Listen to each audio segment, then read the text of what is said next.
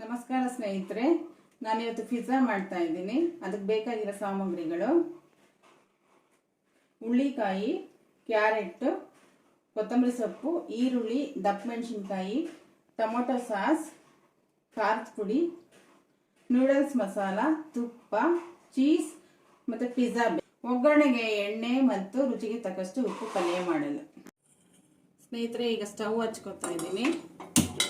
ಬನ್ನಿ ಪಿಜ್ಜಾ ಒಗ್ಗರಣೆ ಮಾಡ್ಕೊಳ್ಳೋಣ. ಇದಕ್ಕೆ ಎಣ್ಣೆ ಹಾಕೊಳ್ಳೋಣ.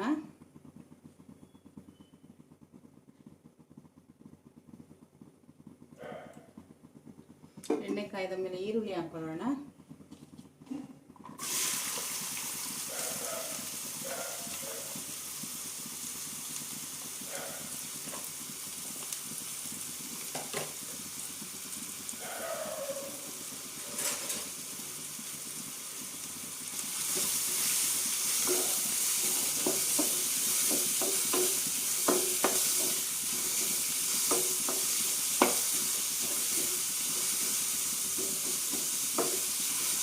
ಉಪ್ಪನ್ನು ಹಾಕೊಳ್ಳೋಣ.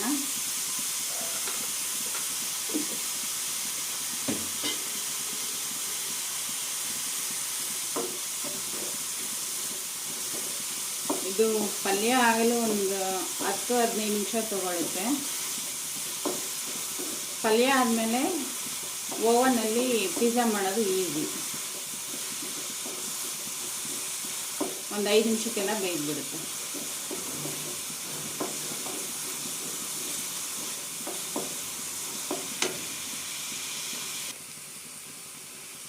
ಈರುಳ್ಳಿ ಸ್ವಲ್ಪ ಬಾಡಿದೆ. ದಪ್ಪ ಮೆಣಸಿನಕಾಯಿ ಹಾಕೊಳ್ಳೋಣ.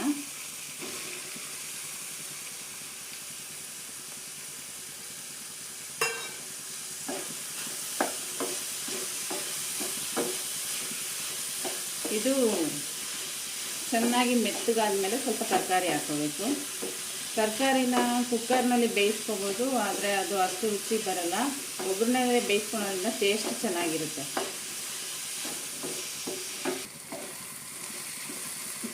ಮೆಣಸಿನ್ಕಾಯಿ ಸ್ವಲ್ಪ ಫ್ರೈ ಆಗಿದೆ. ಈಗ ತರಕಾರಿಗಳನ್ನ ಹಾಕೋಣ.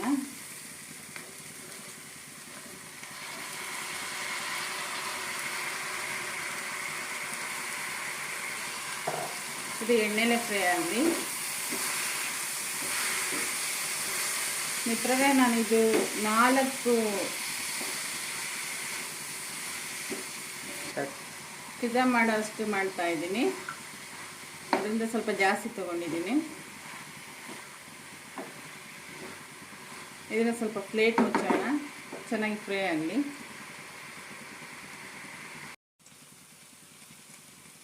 ಇದಕ್ಕೆ ಸ್ವಲ್ಪ ಖಾರದ ಪುಡಿ ಹಾಕೋಣ.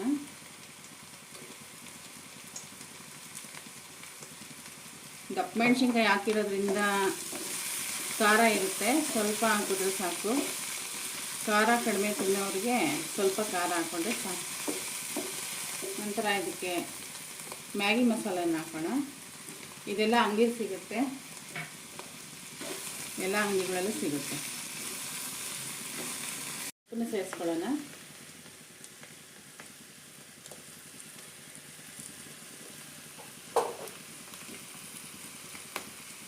ಸ್ವಲ್ಪ ಕೊತ್ತಂಬರಿ ಸೊಪ್ಪು ಹಾಕೋಣ.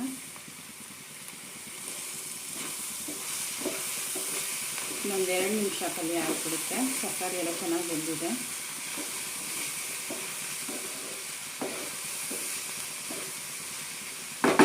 ಇನ್ನೊಂದು 2 ನಿಮಿಷ ಮುಚ್ಚೋಣ ಸ್ನೇಹಿತರೆ. ಈಗ ಪಲ್ಯ ಆಗಿದೆ. ಅದಕ್ಕೆ ಒಂದು ಸ್ಲೈಸ್ ಚೀಸ್ ಹಾಕೋಣ.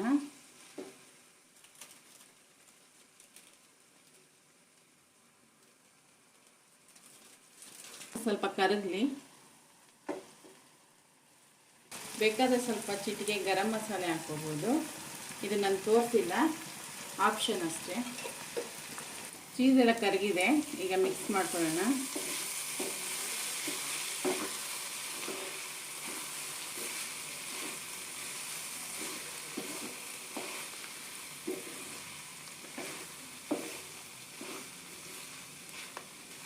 ನಂತರ ಇದನ್ನು ಬ್ರೆಡ್ ಮೇಲೆ ಹಾಕಿ ಓವನಲ್ಲಿ ಬೇಯಿಸೋಣ. ರೆಡಿ ಇದೆ. ಈಗ ಇದನ್ನು ಒಂದು ಬೋಲ್ಗೆ ಹಾಕೊಳ್ಳೋಣ.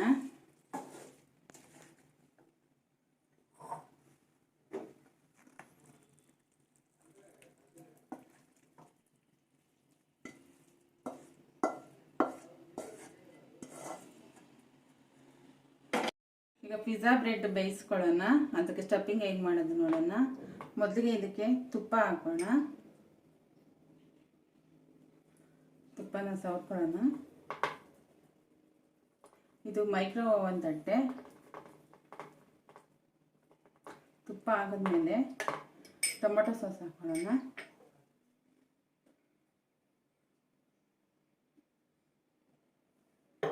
ಜಾಸ್ತಿ ಬೇಕಾದ್ರೆ ಜಾಸ್ತಿ ಹಾಕೋಬೋದು, ಕಮ್ಮಿ ಬೇಕಾದರೂ ಕಮ್ಮಿ ಹಾಕೋಬೋದು. ನಾನು ಇಲ್ಲಿ ಕಡಿಮೆನೇ ಹಾಕ್ತಾ ಇದ್ದೀನಿ, ತುಂಬ ಹುಳಿ ಬರುತ್ತೆ ಅಂತ.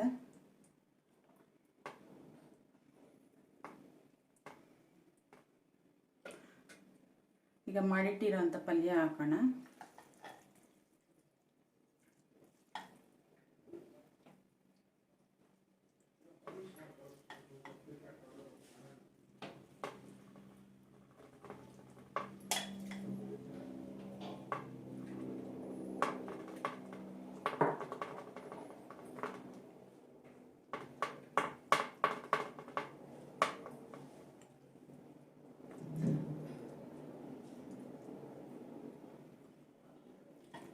ನಂತರ ಇದಕ್ಕೆ ಚಿಟಿಕೆ ಅಷ್ಟು ಮೆಣಸಿನ ಪುಡಿ ಹಾಕೋಣ. ಇದು ಆಪ್ಷನ್ ಅಷ್ಟೇ, ನಾನು ಹೇಳಿಲ್ಲ. ಚಿಟಿಕೆ ಮೆಣಸಿನ ಪುಡಿ ಹಾಕೋಣ.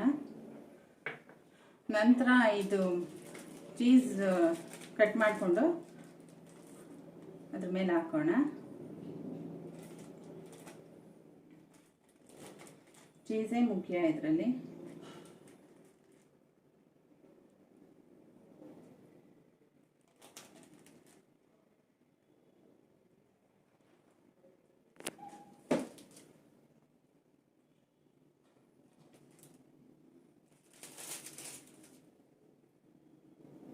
ನಂತರ ಇದ್ರ ಮೇಲೆ ಸ್ವಲ್ಪ ಕೊತ್ತಂಬರಿ ಸೊಪ್ಪು ಹಾಕೋಣ.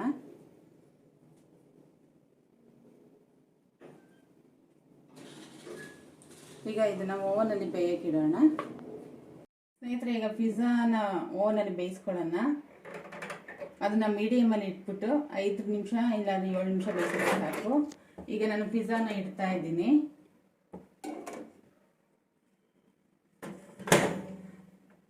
ನಾನು 5 ನಿಮಿಷ ಇಡ್ತಾ ಇದ್ದೀನಿ. 5 ನಿಮಿಷಕ್ಕೆ ಬೇಯುತ್ತೆ.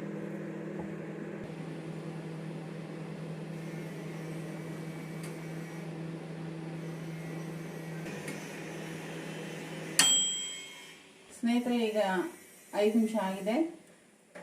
ಪಿಜ್ಜಾ ಆಗಿದೆ ನೋಡೋಣ.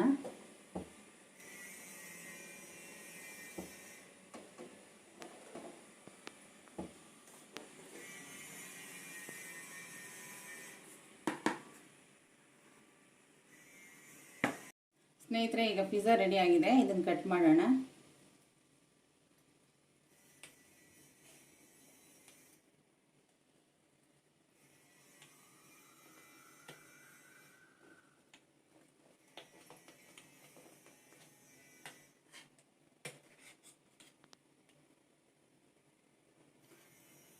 ಸ್ನೇಹಿತರೆ, ಪಿಜ್ಜಾ ಟೇಸ್ಟ್ ನೋಡಿ ಹೇಗಿದೆ ಅಂತ ಹೇಳಿ. ನಮಸ್ಕಾರ.